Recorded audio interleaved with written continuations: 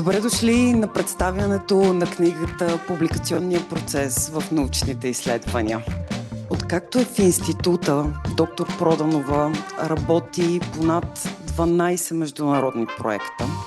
Преминала обучение в Лайпниц университета Хановер.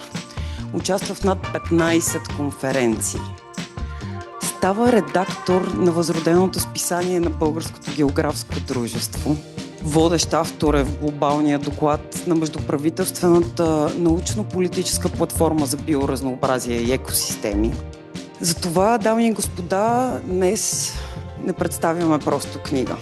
Представяме път, който вече е ясно осветен за всички нас. Моля ви да посрещнем с аплодисменти доктор Христина Проданова.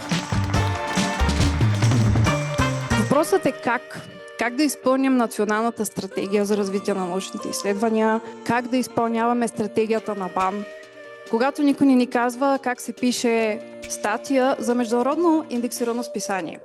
В книгата се опитвам да отговоря на въпроса как. This book arrives at a crucial moment. Bulgarian researchers are increasingly expected to publish in internationally indexed journals. It is a carefully constructed bridge between Bulgarian academic practice and the global system of scientific publication. Но всъщност най-големия проблем пред нашата общност, свързана с публикационния процес, е неосъзнаването на колко променена е географията през последните 50-60 години.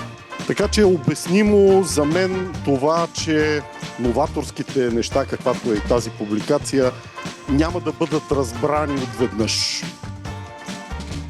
Но това е пътя.